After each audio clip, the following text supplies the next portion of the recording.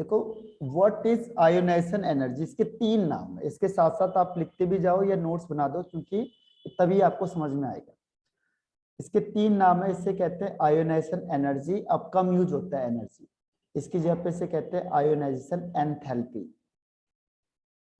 और कई जगह पे से कहते हैं आयोनाइजेशन पोटेंशियल। आयोनाइजेशन पोटेंशियल, तीन तीन नाम है इसके। आयोनाइजेशन एनर्जी या आयोनाइजेशन एंथैल्पी या आयोनाइजेशन पोटेंशियल, ठीक है, तीन नाम है इसके।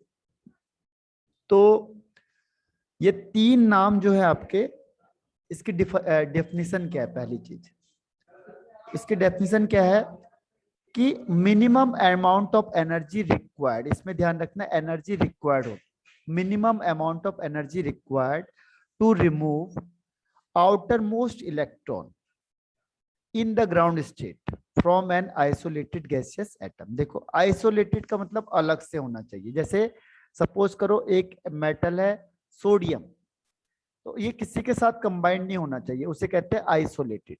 फ्री स्टेट में होना चाहिए। आइसोलेटेड मतलब फ्री स्टेट। दूसरा गैसियस में होना चाहिए, यानी किस फॉर्म में होना चाहिए? गैस के फॉर्म में होना चाहिए, ठीक है। अब आपको पता है इसमें क्या होता है, 281 11 होता है एटॉमिक नंबर, तो इसके लास्ट में 1 इलेक्ट्रॉन होता है। तो ये इस इलेक्ट्रॉन को लूज करेगा, जो आउटर मोस्ट इलेक्ट्रॉन है, अगर ये इसको क्या करता है, लूज करता है, रिमूव करता है, और इसमें क्या हो जाएगा, ये प्लस चार्ज हो जाएगा Na+ गैस का।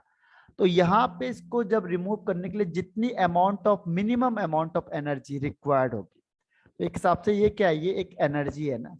आयोनाइजेशन एनर्जी या एंथैल्पिक एनर्जी है जो रिक्वायर्ड होगी to remove the outer most electron from an isolated gases atom. तो इस एनर्जी को हम कहते हैं आयोनाइजेशन एंथैल्पी। आयोनाइजेशन एंथैल्पी या आयोनाइजेशन एनर्जी, ठीक है। तो लिखा हुआ है आइसोलेशन का मतलब होता है फ्री स्टेट में या नॉट अ कंबाइंड स्टेट, ठीक। अगर कोई कंबाइंड स्टेट में होगा तो वहां पे आयोनाइजेशन एनर्जी काम नहीं करेगी। जैसे मैंने कहा NaCl, अब ये कंबाइंड स्टेट में, तो इसकी आयोनाइजेशन एनर्जी नहीं होगी। दूसरी चीज Na, अगर ये इलेक्ट्रॉन को लूज करेगा लेकिन ये सॉलिड स्टेट में है, तो भी यहाँ पे जो एनर्जी लगेगी वो आयोनाइजेशन एनर्जी नहीं होगी। अगर ये लिक्विड स्टेट में है और अब भी इलेक्ट्रॉन को रिमूव करके क्या बना रही है, Na+ बना रही है, तो यहाँ पे भी जो एनर्जी रिक्वायर्ड होगी वो आपकी क्या नहीं होगी, आयोनाइजेशन एनर्जी नहीं होगी, ठीक है। ये ना तो लिक्विड में होनी चाहिए ना सॉलिड में होना चाहिए, ये केवल और केवल किस फॉर्म में होनी चाहिए, गैस के फॉर्म में होनी चाहिए, और फ्री यानी कंबाइंड में नहीं होना चाहिए। तो अब इससे लास्ट इलेक्ट्रॉन निकालने के लिए जितनी अमाउंट ऑफ एनर्जी रिक्वायर्ड होगी वो आपकी आयोनाइजेशन एनर्जी हो गई, ठीक है। तो ये पहला इसका डिफाइन हो गया। तो समझ में आ गया कि आउटर मोस्ट इलेक्ट्रॉन को रिमूव करने के लिए जितनी अमाउंट ऑफ एनर्जी रिक्वायर्ड होगी that is called ionisation energy, ठीक। Yes sir.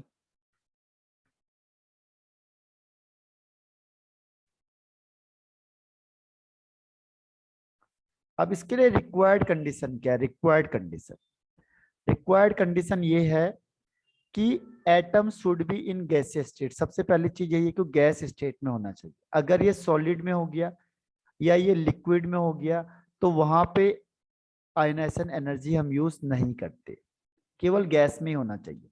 दूसरा फ्री स्टेट में होना चाहिए, यानी कि कंबाइंड में नहीं होना चाहिए। और तीसरा जो भी इलेक्ट्रॉन निकलेगा वो बाहर वाला निकलेगा, अंदर वाला तो जा नहीं सकता है।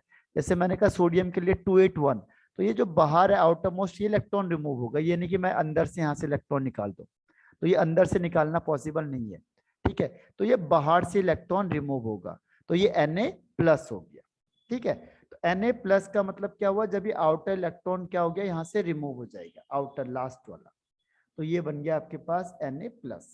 अब देखो कई बार वो अगर ऑब्जेक्टिव आते तो उसमें वो कंफ्यूज कर देता है, ये लिखेगा Na गैस, ये Na सॉलिड, ये Na लिक्विड या Na, तो जहां पे उसने क्या लिखा है, गैस लिखा है, इसी में आयोनाइजेशन एनर्जी मानी जाएगी, बाकी में नहीं मानी जाएगी। दूसरा कई बार ये माइनस साइन को नहीं लगाता है, ये माइनस साइन यहाँ पे तो इसको चेंज कर देता है, वो यहाँ से इसको माइनस इधर शिफ्ट कर देगा और ये प्लस में चला जाएगा, तो भी यहाँ पे सेम एनर्जी है, यहाँ पे आयोनाइजेशन एनर्जी ही यूज होगी। दिखने में हमें क्या लग रहा है, देखो यहाँ प्लस लिख दिया, लेकिन जब आप इसको यहाँ से हटाओगे और यहाँ लगाओगे तो ये माइनस होगा। माइनस का मतलब रिमूव हो जाना, ठीक है।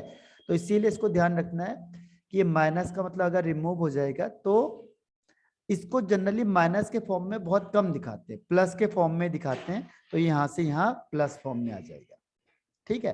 तो ये आपका रिक्वायर्ड कंडीशन है। Okay sir. अब इसके बाद आता है कि अभी मैंने जैसे आपको स्टार्टिंग में बताया था कि इसके अलग अलग नेम है, इसके दो और नेम है। इसको आयनाइजेशन एनर्जी भी कहते हैं, इसको आयनाइजेशन एंथैल्पी भी कहते हैं, और आयनाइजेशन पोटेंशियल भी कहते हैं। थोड़ा डिफरेंस है लेकिन बहुत ज्यादा डिफरेंस नहीं होता। इसके अलावा ये एक्सोथर्मिक प्रोसेस है, ठीक है। एंडोथर्मिक प्रोसेस होती है ये। एंडोथर्मिक का मतलब क्या होता है, यहाँ पे हीट एब्जॉर्ब होती है, इसीलिए यहाँ पे ई की वैल्यू क्या होती है, प्लस में आएगी। जब भी आप आयनाइजेशन एंथैल्पी लिखोगे तो वहां पे प्लस लिखना पड़ेगा आपको। प्लस का मतलब क्या है, हीट रिक्वायर्ड है, हीट की यहाँ पे जरूरत है। तो जब हीट रिक्वायर्ड हो जाएगा तो उसको हम दिखाएंगे प्लस से। अगर कोई हीट रिमूव होगी तो उससे दिखाएंगे माइनस से, ठीक है। कभी भी ध्यान रखना, अगर हीट रिक्वायर्ड या एनर्जी रिक्वायर्ड होगी तो उसका साइन हो जाता है प्लस का, और अगर एनर्जी रिलीज होगी तो उसके लिए साइन हो जाता है नेगेटिव का। बाकी से कोई मतलब नहीं हमें प्लस माइनस से। प्लस माइनस इंडिकेट करता है कि ये अमाउंट ऑफ एनर्जी रिक्वायर्ड है या रिलीज हो रही है, बस। बाकी मैग्नीट्यूड में कोई फर्क नहीं पड़ेगा। तो इसीलिए ये एंडोथर्मिक है, यानी हीट इज एब्जॉर्ब, तो एनर्जी यहाँ पे प्लस आएगी ऑलवेज, ठीक है। Yes sir. अब इसमें इसकी यूनिट क्या होगी, तो जो एनर्जी की यूनिट होती है, एनर्जी को इलेक्ट्रॉन वोल्ट में भी लिख देते हैं। अब इलेक्ट्रॉन वोल्ट को जूल में कैसे कन्वर्ट करेंगे, देखो ये इसके लिए फॉर्मूला ध्यान रखना। ईवी, ई मीन्स होता है इलेक्ट्रॉन और वी फॉर होता है वोल्ट, ठीक है। तो इसे शॉर्ट में लिखते हैं ईवी। तो ये किसके लिए बनाया था, स्पेशल ये बनाया हुआ था, जो यूनिट बनी थी वो थी फॉर इलेक्ट्रॉन, क्योंकि सबको पता है इलेक्ट्रॉन बहुत छोटा होता है, तो इसमें वोल्टेज भी क्या होगा, बहुत कम होगा। तो इसकी क्वांटिटी बहुत कम होती है, तो इलेक्ट्रॉन के लिए हम ज्यादा क्वांटिटी को यूज नहीं कर सकते, इसीलिए हम क्या करते हैं, इलेक्ट्रॉन वोल्ट लिखते हैं उसके लिए। तो ये इलेक्ट्रॉन वोल्ट क्या होता है, 1.6 इंटू 10⁻⁹ जूल। ध्यान रखना 1 इलेक्ट्रॉन वोल्ट, तो ये बहुत कम क्वांटिटी हो गई, 1.6 इंटू 10⁻⁹ जूल, ठीक है। तो इसकी क्या वैल्यू बहुत कम है, यानी 1 joule is equal to 1.6 into 10⁻⁹ electron volt. अच्छा ये सॉरी अपॉन में चले जाएगा, तो ये अपॉन में जाएगा तो ये तो प्लस हो जाएगा, यहाँ पे थोड़ी वैल्यू चेंज हो जाएगी, ठीक है। पर ये ध्यान रखना पड़ेगा आपको कि अगर एक को दूसरे में चेंज करना है तो इस देखो ये -19 हो गया, तो बहुत कम वैल्यू होती है इलेक्ट्रॉन वोल्ट की। इसके अलावा किलो जूल पर मोल या किलो कैलोरी पर मोल किसकी यूनिट होती है, यानी जो भी एनर्जी की यूनिट होती है वही इसकी होती है। और इसमें 1 कैलोरी इज इक्वल टू होता है 1 calorie is equal to 4.2 joule. तो जनरली जो एमके सिस्टम होता है वो जूल में होता है, एमके सिस्टम जो है वो जूल को फॉलो करता है। लेकिन अगर इलेक्ट्रॉन है तो कई बार उसको इलेक्ट्रॉन वोल्ट के टर्म्स में लिख सकते हैं, तो कन्वर्ट कर सकते हैं हम किससे, फॉर्मूले से। तो 1 electron volt is equal to 1.6 into 10⁻⁹ joule.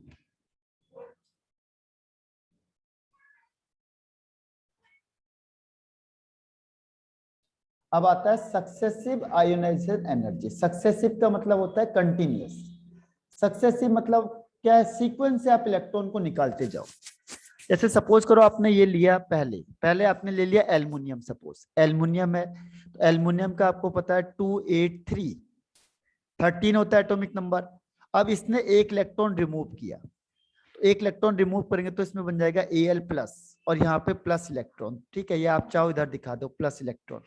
इसके लिए जो एनर्जी रिक्वायर्ड होगी उसे कहते हैं IE1, IE1। अब ये हो गया 282।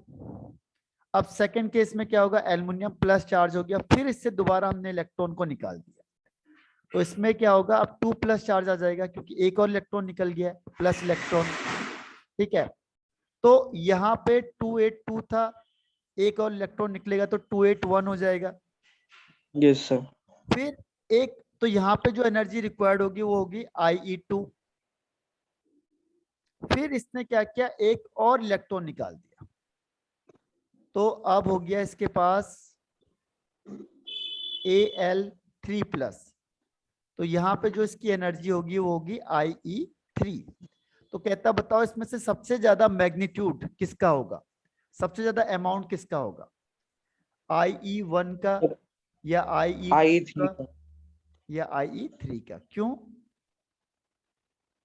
सर क्योंकि वो 2 से 3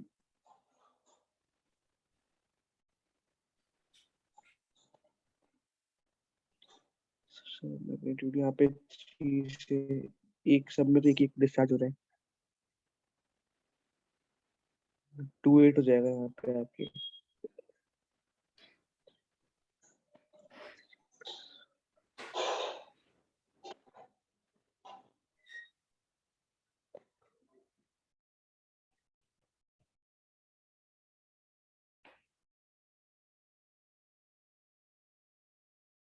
सर क्योंकि यहाँ पे 3+ लग रहा है। हाँ देखो इसका आंसर मैं बता देता हूँ। इसमें क्या होगा, पहले केस में क्या था, A से A+ पे गया, ठीक है, तो पहले Al हो गया, दूसरे में Al+ से Al2+ में गया, तीसरे में Al2+ से 3+ में गया। अब देखो इसमें प्रोटॉन कितने हैं और इलेक्ट्रॉन कितने हैं। तो प्रोटॉन पहले वाले में जो न्यूट्रल है उसमें 13 होंगे। दूसरे केस में देखो प्रोटॉन तो 13 होंगे तीनों में, लेकिन इलेक्ट्रॉन इसमें 12 हो जाएंगे और इसमें इलेक्ट्रॉन 11 हो जाएंगे। तो सबसे ज्यादा फोर्स ऑफ अट्रैक्शन किस केस में होगा? सर थर्ड केस पे। हाँ, क्योंकि थर्ड केस में 13 प्रोटॉन है, वो कितने को अट्रैक्ट कर रहे हैं, 11 सर इलेक्ट्रॉन 11। को अट्रैक्ट कर रहे हैं। ठीक है, तो फोर्स ऑफ अट्रैक्शन सबसे ज्यादा किस केस में होगी, थर्ड वाले केस में, यस सर। है ना। तो उसके लिए ज्यादा एनर्जी चाहिए होगी इलेक्ट्रॉन को निकालने के लिए, क्योंकि अब तो इलेक्ट्रॉन निकलेगा नहीं।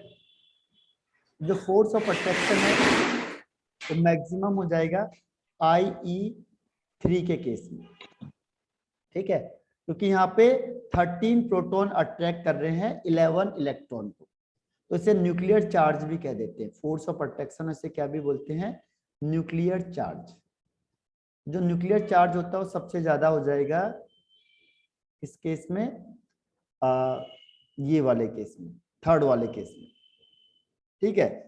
तो अब यहाँ पे ज्यादा होगा तो ज्यादा अमाउंट चाहिए, इसीलिए IE3 की वैल्यू सबसे ज्यादा, फिर IE2 की, और सबसे कम हो जाएगा IE1 की,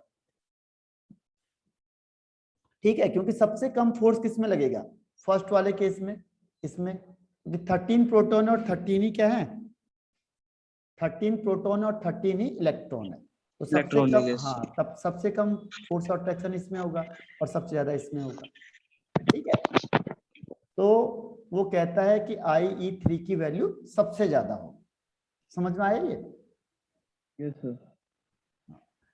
तो अब ये देखो यही चीज ये बता रहा है कि ये जो मैग्नीट्यूड होगा, मैग्नीट्यूड का ऑर्डर क्या होगा, मैग्नीट्यूड का ऑर्डर IE3 सबसे ज्यादा, फिर IE2 और सबसे लास्ट में IE1, ठीक। लेकिन हर बार ऐसा होगा ये जरूरी नहीं है, और भी फैक्टर इसमें वो करते हैं, अफेक्ट करते हैं। जैसे ये है सपोज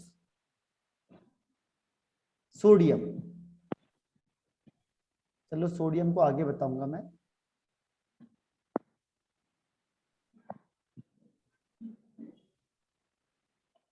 अब इसमें पहले आता है फैक्टर अफेक्टिंग आयोनाइजेशन एंथैल्पी।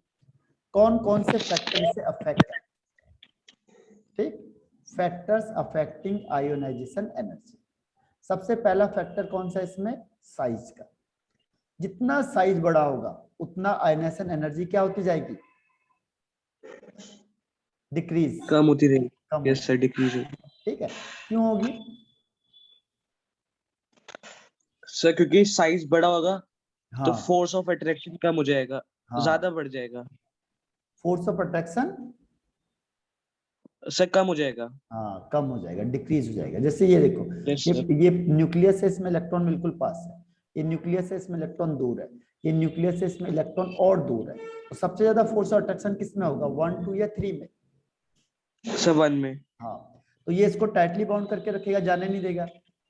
तो सबसे ज्यादा यस सर। एनर्जी किसमें लगेगी इलेक्ट्रॉन को निकालने के लिए? सर 3 में, सर फर्स्ट में। हाँ, फर्स्ट में। फिर यस, फिर sir second and then third.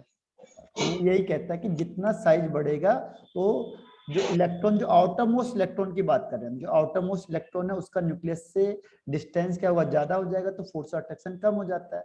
जैसे यहाँ पे न्यूक्लियर चार्ज भी कह देते हैं, इफेक्टिव न्यूक्लियर चार्ज। जो इफेक्टिव न्यूक्लियर चार्ज किसी बुक में लिखा होता है इफेक्टिव न्यूक्लियर चार्ज या फोर्स ऑफ अट्रैक्शन क्या होगा, डिक्रीज हो जाएगा, तो less amount of energy required होगी रिमूव करने की। इसीलिए फर्स्ट में सबसे ज्यादा, फिर सेकंड में और लास्ट में थर्ड में। ठीक है, तो ये पहला स्टेप हो गया एटॉमिक साइज का। ठीक, यस सर। अब सेकंड केस में कहता है न्यूक्लियर चार्ज। न्यूक्लियर चार्ज होता क्या है? तो न्यूक्लियर चार्जेस का मतलब जनरली होता है number of proton in general. Nucleus का चार्ज कितना है तो डिपेंड करेगा किस पे, प्रोटॉन पे, क्योंकि प्रोटॉन पे पॉजिटिव चार्ज होता है। ठीक है, तो इन जनरल जो न्यूक्लियर चार्ज है किस पे डिपेंड करता है, प्रोटॉन। ठीक है, तो जितने नंबर ऑफ प्रोटॉन बढ़ेंगे उतना क्या होगा, आयनाइजेशन एनर्जी भी बढ़ेगी। ठीक, जैसे मैंने कहा ये कार्बन है, अब कार्बन में प्रोटॉन है 6, इलेक्ट्रॉन है 6, और नाइट्रोजन है, इसमें भी इलेक्ट्रॉन प्रोटॉन है 7 और इलेक्ट्रॉन है 7। तो इसमें से न्यूक्लियर चार्ज किसका ज्यादा है?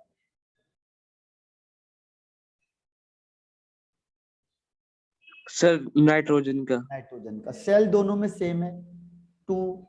Yes sir. तो इस केस में क्या होगा, अगर न्यूक्लियर चार्ज ज्यादा हो तो कह रहा है वो कि फोर्स ऑफ अट्रैक्शन कौन ज्यादा लगाएगा, नाइट्रोजन ज्यादा सर लगाएगा। Nuclear charge. हाँ, जिसका न्यूक्लियर चार्ज ज्यादा नाइट्रोजन। होगा, नाइट्रोजन ज्यादा फोर्स ऑफ अट्रैक्शन लगाएगा तो इलेक्ट्रॉन को अपनी तरफ खींच देगा। तो इसकी वजह से वो कह रहा है कि जो नाइट्रोजन है उसकी आयनाइजेशन एंथैल्पी क्या होती है, कम हो जाती है, इसके कंपैरिजन में कार्बन की, सॉरी, ज्यादा हो जाएगी। नाइट्रोजन की आयनाइजेशन एंथैल्पी ज्यादा हो जाएगी कार्बन से। क्यों? क्योंकि साइज छोटा हो जाएगा। नाइट्रोजन का साइज छोटा क्यों होगा, क्योंकि इसका न्यूक्लियर चार्ज ज्यादा है, तो इलेक्ट्रॉन को अपनी तरफ खींचेंगे। जो इलेक्ट्रॉन का साइज ऐसा होना चाहिए था, क्या हुआ, इसके प्रोटॉन ज्यादा थे, इसने इसको अंदर की तरफ खींच लिया, तो क्या हुआ, इसका साइज कम हो जाएगा। साइज कम होगा तो क्या करेगा, न्यूक्लियस आउटर इलेक्ट्रॉन को टाइटली बाउंड करके रखेगा, जाने नहीं देगा। ठीक है, जो लास्ट वाला इलेक्ट्रॉन इसको क्या करके रखेगा, होल्ड करके रखेगा। ठीक है, यस सर। इसकी वजह से नाइट्रोजन का आयनाइजेशन एनर्जी ज्यादा हो जाएगी, किससे, कार्बन से। इन शॉर्ट, अगर सेम सेल, ध्यान रखना यहाँ पे, अगर साइज क्या है यहाँ पे सेम है, यानी सेल सेम है, साइज का मतलब नंबर ऑफ सेल अगर सेम होंगे तो जिसका न्यूक्लियर चार्ज ज्यादा होगा उसका आयनाइजेशन एनर्जी भी ज्यादा हो जाएगी। ठीक, ओके सर। अब थर्ड पॉइंट आता है इसमें, तो उसका कह रहा है रीजन क्या है। देखो रीजन क्या है कि अगर न्यूक्लियर चार्ज ज्यादा होगा यानी प्रोटॉन ज्यादा होगा तो क्या हो जाएगा, फोर्स ऑफ अट्रैक्शन ज्यादा लगाएगा वो, क्योंकि प्रोटॉन का मतलब प्लस चार्ज हो गया। ठीक है, अगर प्लस चार्ज ज्यादा हो गया तो क्या होगा, फोर्स ऑफ अट्रैक्शन ज्यादा हो जाएगा। फोर्स ऑफ अट्रैक्शन ज्यादा होगा तो उसकी वजह से क्या होता है, अगर फोर्स ऑफ अट्रैक्शन ज्यादा होगा तो तो सर हाँ, लार्ज एनर्जी अमाउंट ज्यादा लगेगी। एनर्जी ज्यादा यस। लगेगी इलेक्ट्रॉन को निकालने के लिए। ठीक है, तो ये इसका ऑर्डर हो जाएगा। अब जैसे कह रहा है इसमें न्यूक्लियर चार्ज यानी इसमें जो प्रोटॉन होता है, यहाँ पे 3 प्रोटॉन है, इसमें 4 है, इसमें 5 है, इसमें 6 है, और शेल सेम है, सेम सेल है इसका। अगर सेम सेल हो गया और न्यूक्लियर चार्ज क्या है, इसमें 3 है प्रोटॉन, इसमें 4 है, इसमें 5 है, इसमें 6 है, तो आयनाइजेशन एनर्जी सबसे ज्यादा किसकी होगी, सिर्फ 6 में। 6 वाले की। फिर सर फिफ्थ में, हाँ, फोर्थ एंड 1। ऐसे। ठीक है, तो ये कह रहा है न्यूक्लियर चार्ज पे डिपेंड करता है। लेकिन उसके लिए शेल सेम होने चाहिए। अब आता है इफेक्टिव न्यूक्लियर चार्ज। इफेक्टिव का मतलब होता है एक्चुअल में, इसकी डिफाइन होती है, इसकी डिफाइन सर अगर सेल्स डिफरेंट हुए हाँ तो तब उसमें कैसे न्यूक्लियर चार्ज का निकालेंगे नहीं फिर? होता, उसका भी बताऊंगा, इसके आगे है इसका लॉजिक। उसमें फिर क्या करते ओके हैं, साइज डोमिनेंट हो जाता है, उसमें साइज डोमिनेंट, यानी जैसे आप टॉप टू बॉटम जाओगे तो टॉप टू बॉटम तो न्यूक्लियर चार्ज भी बढ़ रहा है और साइज भी बढ़ रहा है, लेकिन यस सर। साइज डोमिनेंट हो जाता है तो आयनाइजेशन एनर्जी कम हो जाती है। Okay sir. तो इफेक्टिव न्यूक्लियर चार्ज क्या होता है? इफेक्टिव न्यूक्लियर चार्ज होता है कि the actual actual actual force of attraction experienced bye electron. क्योंकि देखो जैसे कोई भी पढ़ रहा है, जैसे एक क्लास में 50 स्टूडेंट है तो 50 के 50 पढ़ रहे हैं और एक टीचर पढ़ा रहा है, तो क्या जितना टीचर पढ़ा रहा है 100% सबको आएगा? No sir. नहीं आएगा ना। किसी को हो सकता है 10% आए, किसी को 50%, किसी को 90%, किसी को 150%, किसी को 25%। तो जो इसको पर्टिकुलर को आ रहा है वो उसका क्या हो जाएगा, इफेक्टिव लर्निंग। इफेक्टिव मतलब एक्चुअल में उसने कितना सीखा, टीचर ने कितना दिया इससे कोई मतलब नहीं, उसने कितना सीखा वो हो गया उसके लिए इफेक्टिव। यानी एक्चुअल में कितना सीखा, उसे एक्चुअल में कितना आया, वो इफेक्टिव लर्निंग हो गई। ठीक, तो यस सर। यहाँ पे भी क्या होता है, इफेक्टिव न्यूक्लियर चार्ज का मतलब एक्चुअल में कितना फोर्स ऑफ अट्रैक्शन एक इलेक्ट्रॉन जो है वो इलेक्ट्रॉन कितना एक्सपीरियंस कर रहा है, वो हो गया इफेक्टिव न्यूक्लियर चार्ज। ठीक है, ओके सर। तो ये हर एक के लिए अलग अलग होगा। ठीक, यस ये सर। अब यही मेन है, क्योंकि हर एक जगह क्या होता है, टीचर तो 100% पढ़ा रहा है, लेकिन किसी ने कम सीखा, किसी ने ज्यादा सीखा, तो एक्चुअल में क्या होता है, इफेक्टिव ही मेन होता है। ठीक है, न्यूक्लियर चार्ज मेन नहीं होता है, क्योंकि न्यूक्लियर चार्ज मतलब जितना टीचर पढ़ा रहा था, टीचर तो 100% पढ़ाएगा। न्यूक्लियर चार्ज का मतलब प्रोटॉन, तो प्रोटॉन तो 100% क्या है, फोर्स ऑफ अट्रैक्शन लगाएंगे, लेकिन हर एक पे अलग अलग लगेगा। ये न्यूक्लियस है, ये इलेक्ट्रॉन है, एक इलेक्ट्रॉन यहाँ है, दूसरा इलेक्ट्रॉन यहाँ है, तीसरा इलेक्ट्रॉन यहाँ है, तो तीनों में क्या होगा, फोर्स ऑफ अट्रैक्शन तो अलग अलग लगेगा। जो पास है उसमें ज्यादा फोर्स ऑफ अट्रैक्शन होगा, जो दूर है उसमें कम फोर्स ऑफ अट्रैक्शन होगा, तो इनका इफेक्टिव सबका अलग अलग होगा ना। ठीक है, तो तीनों के लिए क्या होगा, इफेक्टिव अलग अलग होगा। तो हम क्या करते हैं, मेन किस पे डिपेंड करते हैं, इफेक्टिव न्यूक्लियर चार्ज। ठीक है, तो जिसका इफेक्टिव न्यूक्लियर चार्ज ज्यादा होगा उसका आयोनाइजेशन एनर्जी भी क्या होगी, ज्यादा होगी। ठीक है, जिसका सर बट इसमें इफेक्टिव न्यूक्लियर चार्ज निकालेंगे कैसे?